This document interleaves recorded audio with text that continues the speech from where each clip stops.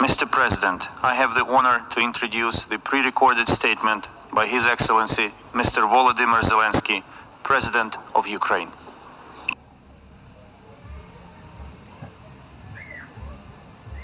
Greetings to all people of the world who value peace and unity between different and equal nations. I wish you all peace. I thank you that we are united in our striving to restore peace and to guarantee peace for any nation that has become a victim of the armed aggression. A crime has been committed against Ukraine, and we demand just punishment. The crime was committed against our state borders. The crime was committed against the lives of our people. The crime was committed against the dignity of our women and men. The crime was committed against the values that make you and me a community of the United Nations. And Ukraine demands punishment for trying to steal our territory. Punishment for the murders of thousands of people. Punishment for tortures and humiliations of women and men. Punishment for the catastrophic turbulence that Russia provoked with its illegal war, and not only for us, Ukrainians, but for the whole world. For every nation that is represented in this hall of the UN General Assembly. I'm speaking on behalf of the state which is forced to defend itself but has the formula for peace. I'm speaking to everyone who wants to hear how to achieve peace. I will present a formula that can work, not only for us, but for everyone who may find themselves in similar circumstances as we did. It's a formula that punishes crime, protects life, restores security and territorial integrity, guarantees security, and provides determination. There are 5 preconditions for peace. Dear Mr. President of the General Assembly, dear Secretary General of the United Nations, dear heads of states and governments, dear journalists, nations of the world, Ukraine wants peace. Europe wants peace. The world wants peace. And we have seen who is the only one who wants war.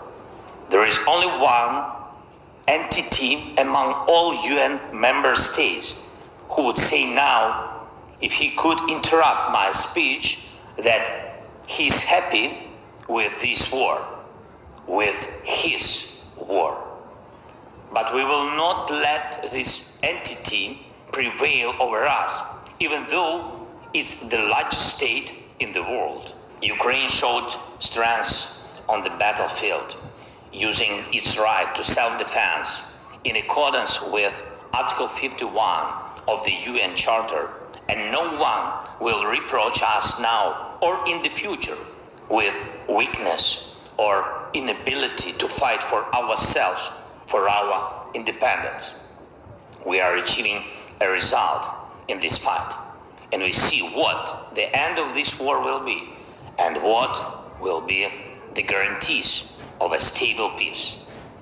The UN Charter proclaims the equality of nations, and we proved that Ukraine is equal among the equals. The UN Charter protects the inviolability of borders, and we conform our state borderline by expelling the occupiers outside. The UN Charter stipulates the value of human rights, dignity, and life, and we also stipulate them with every Ukrainian city freed from Russian occupation. We didn't provoke this war. We held 88 rounds of talks in various formats to prevent this war just from the beginning of my presidency until February 24 this year. But Russia, instead of stopping the crime of aggression, which it started back in 2014, turned it into a full-scale invasion. And we have no choice but to defend ourselves. We do it. We push the aggressor beyond the internationally recognized border of the Ukrainian state. And this is the first item of our peace formula. Comprehensive item. Punishment. Punishment for the crime of aggression. Punishment for violation of borders and territorial integrity. Punishment that must be in place until the internationally recognized border is restored, until the aggression stops, and until the damages and losses for the war are fully compensated. Therefore, sanctions against the aggressor are part of the peace formula. Blocking the trade and relations with the aggressor is a part of the peace formula. All this is a punishment. So long as the aggressor is a party to decision-making in the international organization, he must be isolated from them, at least until aggression lasts. Reject the right to vote. Deprive delegation rights. Remove the right of veto if it is a member of the UN Security Council, in order to punish the aggressor within the institutions.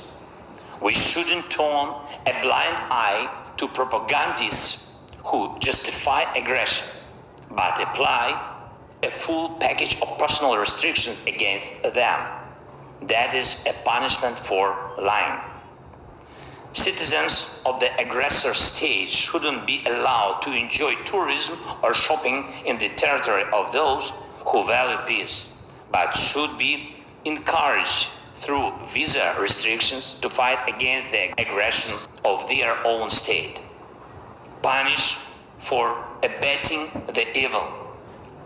A special tribunal should be created to punish Russia for the crime of aggressor against our state. This will become signal to all would-be aggressors that they must value peace or be brought to responsibility by the world. We have prepared precise steps to establish such tribunal. They will be presented to all states.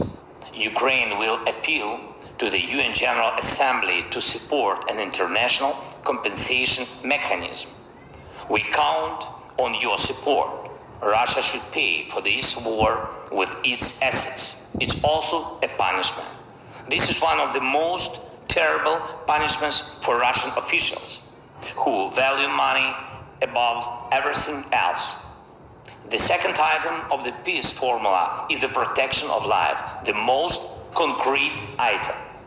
Now, while the sessions of the General Assembly continue in the Ukrainian town of Izum, Kharkiv region, the exhumation is underway of bodies from a mass burial, which happened when the territory was controlled by Russian troops. The bodies of women and men, children and adults, civilians and soldiers were found there. 445 graves. There is a family that died under the rubble of a house after a Russian airstrike. Father, mother, 6 and 8-year-old girls, grandparents. There is a man who was strangled with a rope. There is a woman with broken ribs and wounds on her body. There is a man who was castrated before the murder, and this is not the first case. Ask, please, the representatives of Russia why the Russian military are so obsessed with castration. What was done to them so that they want to do this to others? The only thing that differs the mass burial in Izum from what the world saw in Bucha is in fact the burial. The Russian army was in Izum for a longer time, and therefore The bodies of the killed people were buried and not scattered on the streets. So how can we allow the Russian army somewhere on Ukrainian soil, knowing that they are committing such mass murders everywhere? We cannot. We must protect life. The world must protect life. Every state suffering the armed aggression needs the opportunity to protect its citizens and liberate its territory. If it requires help with weapons or shells, they should be provided. If you needed financial help for this, it should be given. If for this it's necessary to help with intelligence data, just do it. But what's not needed is lies. We can return the Ukrainian flag to our entire territory. We can do it with the force of arms, but we need time. We tried to speed it up. We tried to implement the basic provisions of the UN Charter for Ukraine through negotiations, but Russia is afraid of real negotiations and doesn't want to fulfill any fair international obligations. It lies to everyone, as it's typical for aggressors, for terrorists. Even now, when Russia talks about negotiations, it only wants to slow down its retreat. Russia wants to spend the winter on the occupied territory of Ukraine and prepare forces to attempt a new offensive, new Buchas, new Izums. Or at least it wants to prepare fortifications on occupied land and carry out military mobilization at home. We cannot agree to a delayed war because it will be even hotter than the war now. For us, this is a war for life. That is why we need defense support, weapons, military equipment and shells. Offensive weapons and long-range one is enough to liberate our land, and defensive systems, above all air defense. And we need financial support to keep internal stability and fulfill social obligation to our people. Physical and social protection are two elements of any nation's life. So, the second item of our peace formula is the protection of life by all available means allowed by the UN Charter. The third item of our peace formula is restoring security and territorial integrity. Look at how many elements of global security Russia has undermined with its war. Maritime safety, food safety, radiation safety, energy safety, and safety from weapons of mass destruction. We are already restoring maritime safety and food security, and I thank Mr. Antonio Guterres for his personal involvement. Algeria, Ethiopia, Egypt, Libya, Kenya, Somalia, Sudan, Tunisia, Bangladesh, Israel, India, Iran, Yemen, Cyprus, China, Korea, Lebanon, Turkey, Belgium, Bulgaria, Greece, Ireland, Spain, Italy, Netherlands, Germany, Romania, and France have already received Ukrainian agricultural products.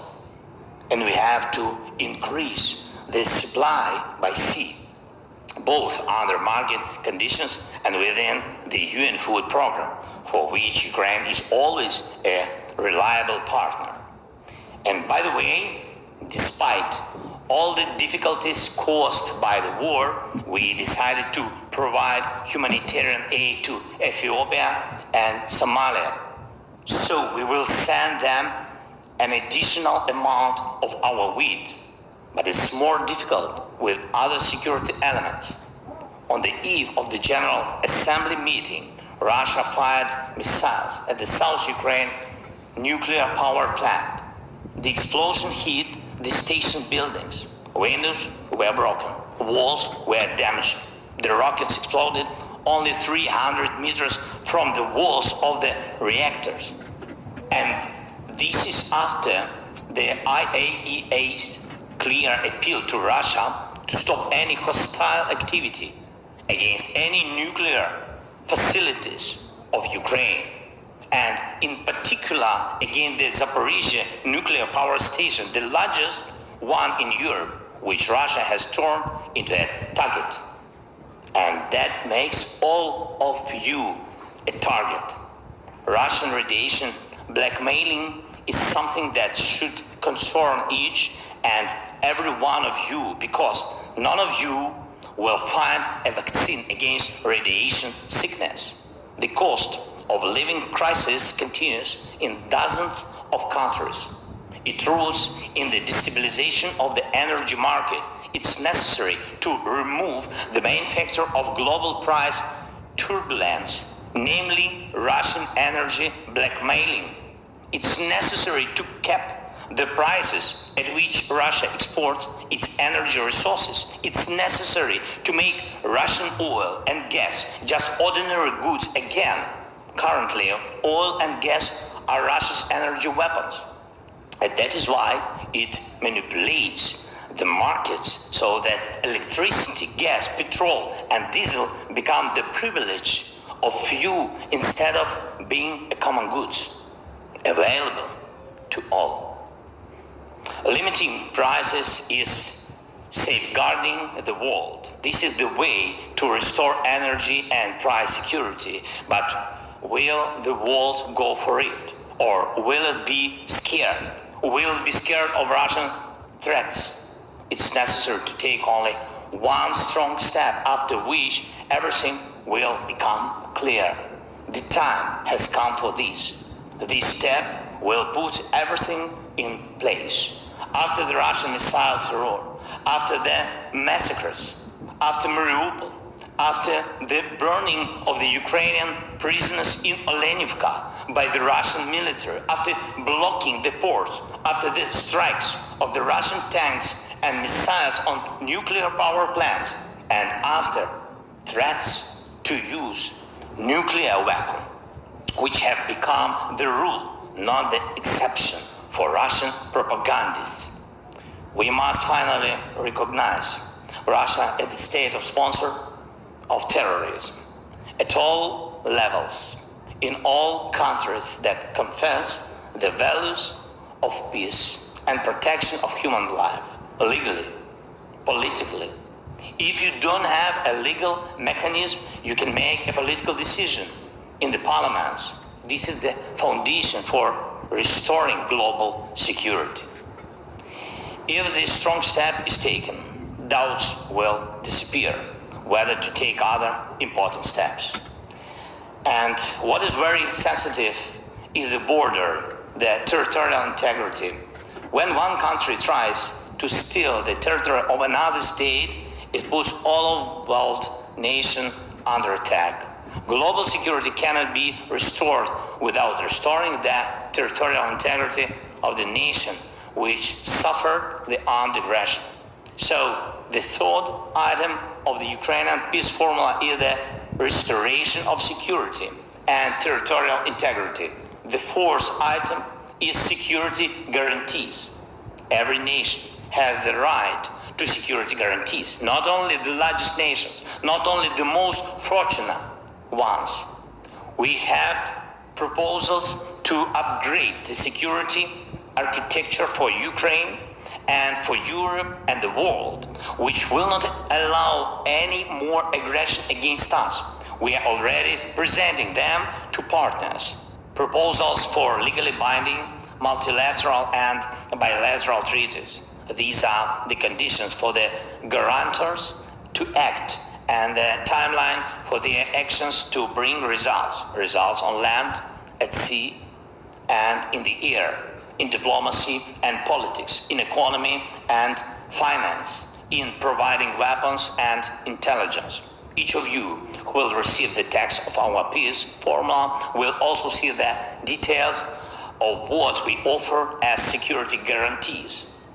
I do not want to compare our offers with the guarantees of any alliances that exist on the planet now. I want to stress that it is always much better to guarantee the security of a nation preventively rather than to stop a war after it has already begun. And the fifth item of the Ukrainian peace formula is the determination, something without which the other four items will not work. This is our determination to fight.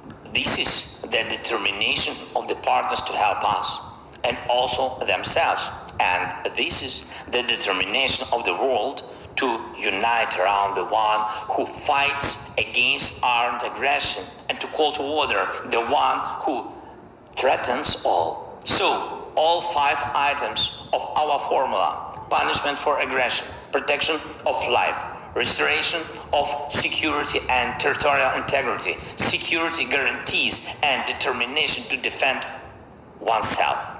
This is the formula of crime and punishment, which is already well known to Russia.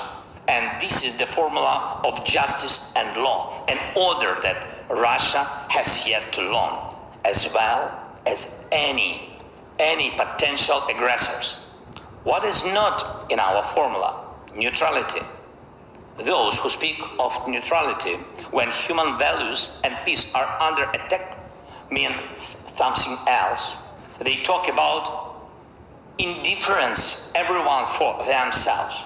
Here is what they say. They pretend to be interested in each other's problems. They take care of each other formally. They sympathize only for protocol, and that is why they pretend to protect someone, but in reality, they protect only their vested interests. This is what creates the conditions for war. This is what needs to be corrected in order to create conditions for peace. All you need is determination. There was a lot of talking about reforming the UN. How did all end? No result. If you look carefully at our peace formula, you will see that its implementation is already becoming a de facto reform of the United Nations. Our formula is universal and unites the North and the South of the world. It calls for the world's majority and encourages to expand the representation of those who remain unheard. This is an imbalance when Africa, Latin America, most of Asia, Central and Eastern Europe comply with the right of veto that they themselves never had. And this is what Ukraine is talking about. And have you ever heard such words from Russia? But it's a permanent member of the Security Council. For some reason. For what reason? No Japan or Brazil, no Turkey or India, no Germany or Ukraine. The day will come when this will be resolved. As for the talks between Ukraine and Russia, probably you have happened to hear different words from Russia about the talks, as if they were ready for them, but they talk about the talks but announce military mobilization. They talk about the talks but announce pseudo-referendums in the occupied territories of Ukraine. What is true then? The military mobilization in Russia is true. Sham referendums are also true. Russia wants war, it's true, but Russia will not be able to stop the course of history. Mankind and the international law are stronger than one terrorist state. Russia will be forced to end this war. The war it has started. I rule out that the settlement can happen on a different basis than the Ukrainian peace formula. The further the Russian terror reaches, the less likely it's that anyone in the world will agree to sit at one table with them.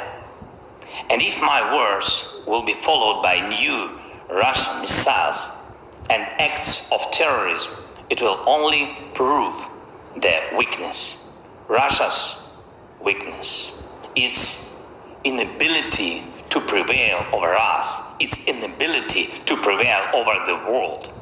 It will only prove that 5 items of the Ukrainian peace formula must be implemented as soon as possible. We are ready for peace, but true, honest and fair peace. That's why the world is on our side. And finally, I want to thank 101 countries that voted for my video address to take place. It was a vote not only about the format, it was the vote about principles. Only 7 countries voted against: Belarus, Cuba, North Korea, Eritrea, Nicaragua, Russia, and Syria. 7 who are afraid of the video address. 7 who respond to principles with a red button. Only 7. 101 and 7.